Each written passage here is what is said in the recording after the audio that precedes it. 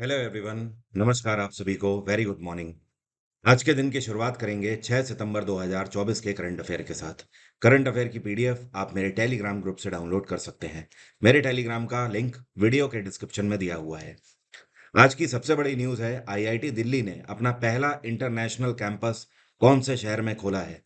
तो आगे वीडियो में इसके बारे में विस्तार से बात करेंगे। पहले बात कर लेते हैं कल के क्वेश्चन की। कल मैंने आपसे सवाल पूछा था कि पैगंबर मोहम्मद को ज्ञान की प्राप्ति कब हुई थी।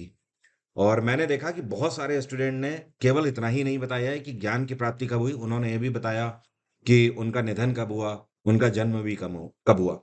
तो ये चीज़ें देखकर मुझे अच्छा लगा कि हाँ, आप सभी अवेयर हैं इस चीज़ से, क्योंकि एसएससी का अपने आप में एक चैप्टर है हिस्ट्री का, जिसे ओरिजिन ऑफ इस्लाम बोलते हैं। और मैं बैच में इसके बारे में आपको डिटेल में पढ़ाता हूँ। तो आपको बता दूं, पैगंबर मोहम्मद जो हैं, इनका जन्म 570 ईस्वी में हुआ था और 610 ईस्वी में इन्हें ज्ञान की प्राप्ति हुई थी। तो सही आंसर है 610 ईस्वी। और 632 ईस्वी में इनका निधन हुआ था। और 680 ईस्वी में क्या हुआ था? तो इसमें बैटल ऑफ करबला हुआ था। और करबला के युद्ध में हुसैन की मृत्यु हुई थी। किसकी? हुसैन की।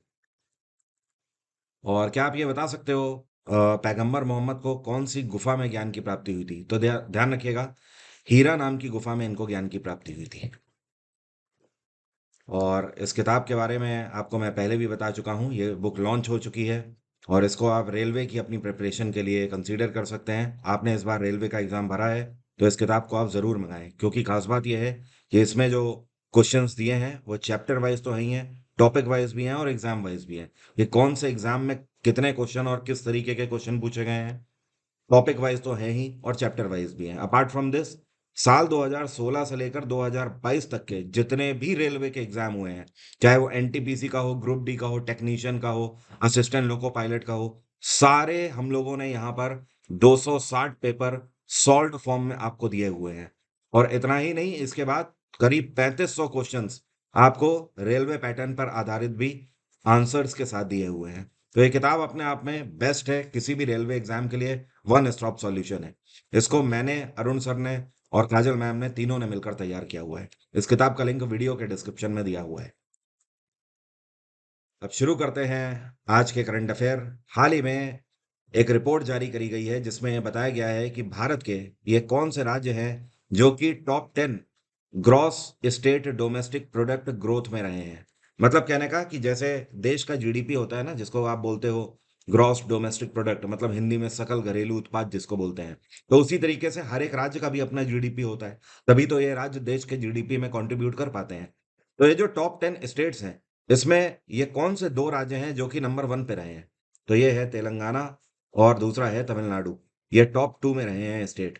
और तेलंगाना वैसे तो भारत का 9वां सबसे बड़ा राज्य है, लेकिन जीडीपी ग्रोथ जो इनकी रही है, वो देश की जीडीपी ग्रोथ से भी आगे रही है। मतलब इंडिया की जीडीपी ग्रोथ 2023 से 24 में 8.2% रही है, लेकिन तेलंगाना की ग्रोथ 9.2% रही है। तो ये काबिले तारीफ है।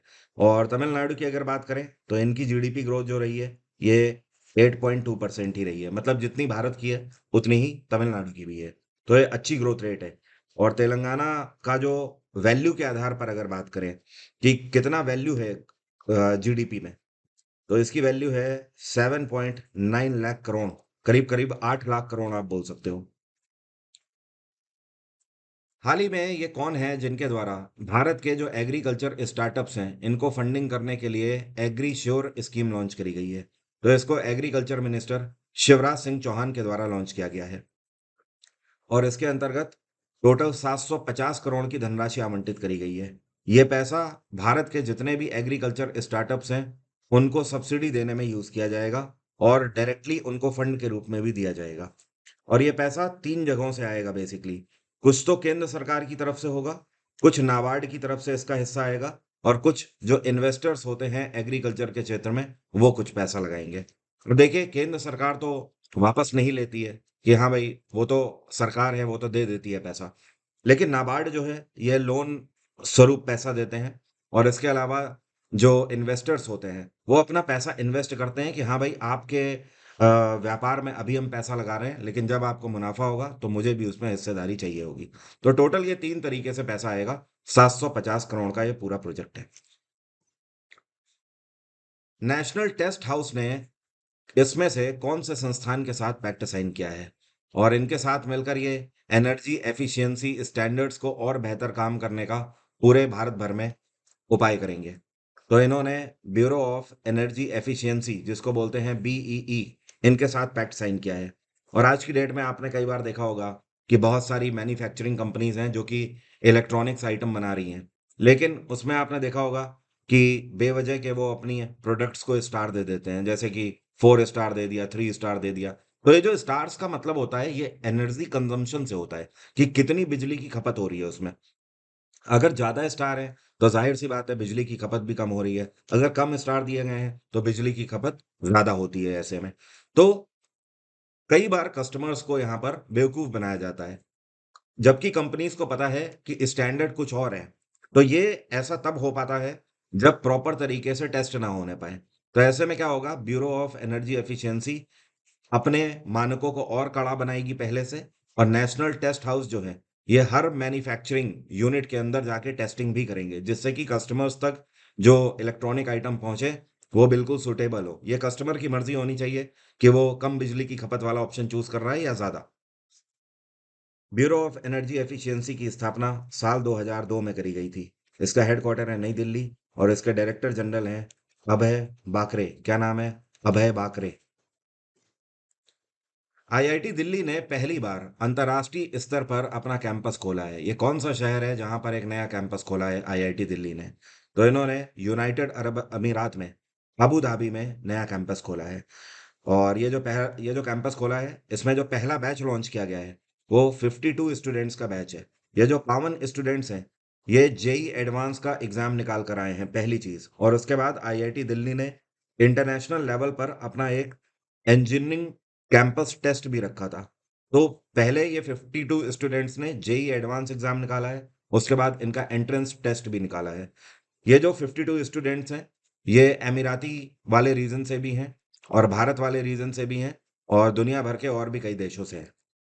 तो ये जो 52 स्टूडेंट हैं ये पहले बैच के रूप में अपनी इंजीनियरिंग कंप्लीट करेंगे। इसमें दो तरीके के इंजीनियरिंग स्टूडेंट हैं, एक तो कंप्यूटर साइंस में इंजीनियरिंग करने वाले स्टूडेंट हैं और दूसरे ऐसे होंगे जो कि एनर्जी इंजीनियरिंग में बीटेक करेंगे अपना। और इसका उद्घाटन जो है ये अबू धाबी के क्राउन प्रिंस शेख खालिद बिन मोहम्मद के द्वारा किया गया है। पिछले साल ही भारत और यूनाइटेड अरब अमीरात में ये पैक्ट साइन हुआ था एजुकेशन को लेकर कि हायर क्वालिटी एजुकेशन के लिए दोनों देश एक साथ आए थे। और यूएई ये चाहता था कि भारत के जो एजुकेशनल कैंपस हैं, इंस्टीट्यूट्स हैं, वो वहां पर हायर एजुकेशन देने का काम करें। ये उसी का पार्ट है। ये कौन सी कंपनी है जिसको प्रोडक्शन लिंक्ड इनिशिएटिव स्कीम के अंतर्गत 10 gigawatt advance chemistry cell capacity का लाइसेंस मिल गया है? तो एक तरीके से इन्होंने टेंडर जीत लिया है। तो ये कंपनी है रिलायंस इंडस्ट्रीज। एक्चुअली है क्या कि भारत सरकार ये चाहती है कि जो बैटरीज बनती हैं ना, तो इन बैटरीज को अभी तक हम इंपोर्ट करते हैं कई सारे देशों से, लेकिन अब मेक इन इंडिया प्रोजेक्ट के अंतर्गत ये भारत में ही बनाई जा सके। तो इसके लिए टेंडर निकाला गया था भारत सरकार की तरफ से और पूरे भारत भर की 7 ऐसी कंपनीज हैं जिन्होंने टेंडर ये डाला था। इसमें से आपका अमारा राजा ग्रुप है और अनवी पावर इंडस्ट्रीज हो गया, वेयर एनर्जीज हो गया और टीवीएस हो गई और जेएसडब्ल्यू भी है, इसमें रिलायंस भी है। तो ये 7 ऐसे करके कंपनीज हैं। और उसके बाद क्योंकि जिसको टेंडर मिलना होता है वो बिडिंग से ही सॉल्व हो पाता है, तो मतलब बिडिंग मतलब नीलामी बोली बोली जाती है। तो ऐसे में सबसे ऊपर बिडिंग लगाई रिलायंस ने। रिलायंस ने इस बिडिंग में 3,620 करोड़ रुपए कोट किए थे। और जाहिर सी बात है बाकी की जो 6 कंपनियां हैं वो ये अमाउंट देने से पीछे हट गई। रिलायंस ने ओके कर दिया और इनको ये टेंडर मिल गया है। तो अल्टीमेटली आप ये समझ लीजिए कि भारत में रिलायंस इंडस्ट्रीज के द्वारा अब एडवांस केमिस्ट्री सेल बनाने का काम बहुत जल्दी चालू हो जाएगा। मतलब आने वाले समय में ये जो आपकी घड़ी में जो सेल्स पड़ते हैं, एंड अपार्ट फ्रॉम दिस घरों में आप बहुत सारे ऐसे इक्विपमेंट यूज करते हैं जिसमें कि बैटरीज लगती हैं, वो सब भारत में ही रिलायंस बनाएगा। रिलायंस इंडस्ट्रीज की स्थापना 1958 में करी गई थी। इसका हेडक्वार्टर है मुंबई और इसके चेयरपर्सन है मुकेश अंबानी। ये कौन सा इनिशिएटिव है या फिर आप बोल सकते हो ये कौन सी पहल है जिसके लिए ministry of women and child development को भारत सरकार की तरफ से national award for e governance 2024 से सम्मानित किया गया है। तो कुछ टाइम पहले ministry of women and child development ने एक अभियान चलाया था जिसका नाम था पोषण ट्रैकर। ये जो पोषण ट्रैकर नाम का अभियान है, ये पैदा हुए बच्चों से लेकर जब तक बच्चा 6 साल का नहीं हो जाता है उसके लिए है। गांव गांव में ये प्रोग्राम चलाया जाता है और यहाँ पर डॉक्टरों की विजिट्स होती है। तो ये बच्चों का चेकअप करते हैं, बच्चों की बॉडी में न्यूट्रिशंस की मात्रा क्या है, और जैसे कि कैल्शियम की कहीं कमी तो नहीं हो रही है, कुपोषित तो नहीं बच्चा हो रहा है, या किसी और बीमारी ने तो नहीं उसको जकड़ लिया है। होता क्या है कि जो न्यू बॉर्न बेबीज होते हैं उसमें बीमारियां ज्यादा लगती हैं। इस वजह से ये जो पोषण ट्रैकर है, ये मंथली टेस्ट करके अपनी रिपोर्ट गांव गांव में जाकर देता था। तो इसकी सराहना हुई है और इसी के लिए national award for e governance इनको दिया गया है। क्या आप मुझे कमेंट बॉक्स में लिखकर बता सकते हो इस टाइम पर ministry of women and child development की मिनिस्टर कौन है? ये कौन सी ऑर्गेनाइजेशन है जिसको application for emerging technologies for providing citizen centric services के लिए गोल्डन अवार्ड से सम्मानित किया गया है? तो गोल्डन अवार्ड दिया गया है ओएनडीसी को, जिसको बोलते हैं open network for digital commerce. अब ये काम क्या करते हैं? देखिए, भारत सरकार जो भी योजनाएं लागू करती है उसको ये लोगों तक पहुंचाने का काम करते हैं। Okay, open network for digital commerce, इसकी स्थापना कब करी गई थी? तो इसकी स्थापना साल 2021 में करी गई है। बहुत पुराना नहीं है यह संस्थान, बिल्कुल नया संस्थान है। इसका हेडक्वार्टर है नई दिल्ली और इसके सीईओ है थेम्पी कोशी। क्या नाम है? थेम्पी कोशी। एक तरीके से जैसे आप ये मान लो कि भारत सरकार ने मिशन इंद्रधनुष चलाया था कुछ टाइम पहले। तो इंद्रधनुष के अंतर्गत क्या होता है कि गांव गांव में जाके बच्चों का चेकअप किया जाता है और माओ को ये बताया जाता है कि वो किन चीज़ों का ख्याल रखें कि वो अपने बच्चे को 12 तरीके की बीमारियों से दूर रख सकती हैं। ठीक है, तो ये चीज़ें जो ग्राउंड लेवल पर पहुंचाते हैं वो हैं ओएनडीसी। ठीक है, इससे पहले डायरेक्टली भारत सरकार के ही जो लोग हुआ करते थे वो जाया करते थे। लेकिन अब क्या है, अब सरकार ने 2021 से एक ऐसा प्लेटफॉर्म बना दिया है कि जिनकी जिम्मेदारी है जो ग्राउंड लेवल पे जाके ये काम करते हैं और सरकार को जिम्मेदारी देते हैं और अपडेट देते रहते हैं उस चीज़ की। ये कौन है जो कि नैपकॉन्स के नए मैनेजिंग डायरेक्टर अपॉइंट किए गए हैं? नैपकॉन्स जिसको बोलते हैं नाबार्ड कंसल्टेंसी सर्विसेज। नाबार्ड तो आप लोग जानते ही हैं, नाबार्ड की सब्सिडरी है नैपकॉन। ओके, तो इसके नए managing director Y Hargopal appoint किए गए हैं। वाई हरगोपाल इस सेक्टर में, एग्रीकल्चर के क्षेत्र में बहुत बड़ा एक्सपीरियंस रखते हैं।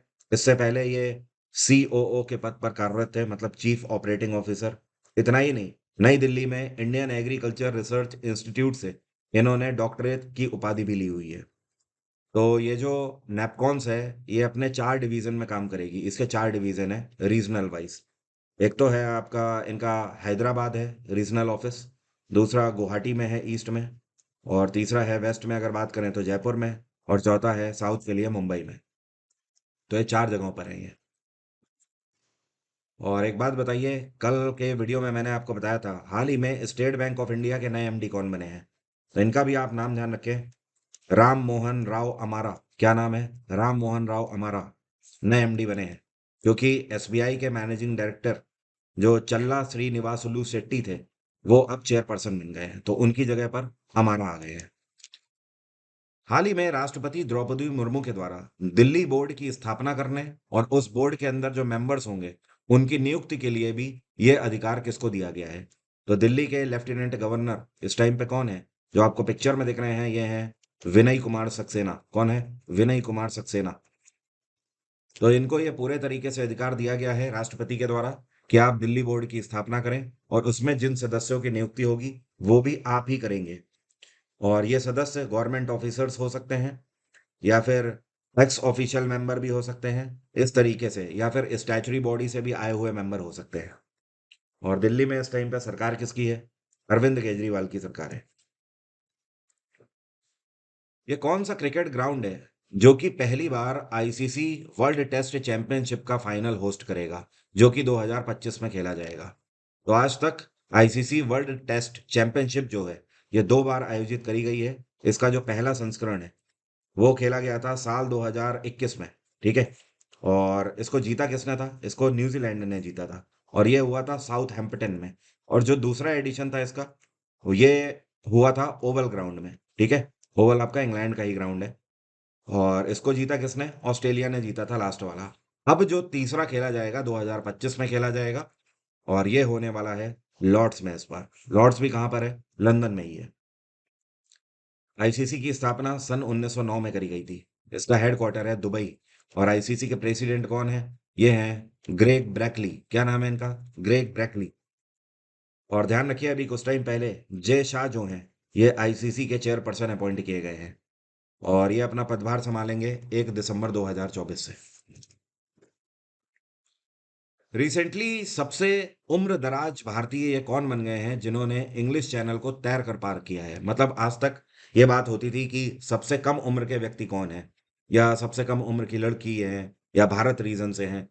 लेकिन अब बात हो रही है सबसे ज्यादा उम्र के ये व्यक्ति बन गए हैं और इन्होंने इतिहास रच दिया है। तो जो आपको पिक्चर में यहाँ पर दिखाई दे रहे हैं, इनका नाम है सिद्धार्थ अग्रवाल। ये बैंगलोर से बिलोंग करते हैं। इनकी उम्र है 49 साल। 49 साल की उम्र में 42 किलोमीटर इन्होंने तैर के पार किया है इंग्लिश चैनल को। इसके लिए इन्होंने 15 घंटे का समय लिया है। और इंग्लिश चैनल आपको बता दूं, ये एक अटलांटिक ओशन की वाटर बॉडी है, जो कि एक तरफ इंग्लैंड और दूसरी तरफ फ्रांस, दोनों को पृथक करती है। मतलब इसके एक तरफ फ्रांस है, एक तरफ इंग्लैंड है। और एक बात ध्यान रखिए, अटलांटिक ओशन का सबसे नैरो स्केप है ये, जो कि इंग्लिश चैनल के नाम से जाना जाता है पूरा। उत्तर प्रदेश सरकार ने फैसला लिया है कि ये कौन से शहर में वैदिक 3D म्यूजियम की स्थापना करेंगे। मतलब एक ऐसा म्यूजियम जिसमें 3D पैनल्स पे वेदों की जानकारी और वैदिक लिटरेचर से जुड़ी हुई जानकारी दी जाएगी। तो फैसला लिया गया है कि इसका उद्घाटन वाराणसी में किया जाएगा।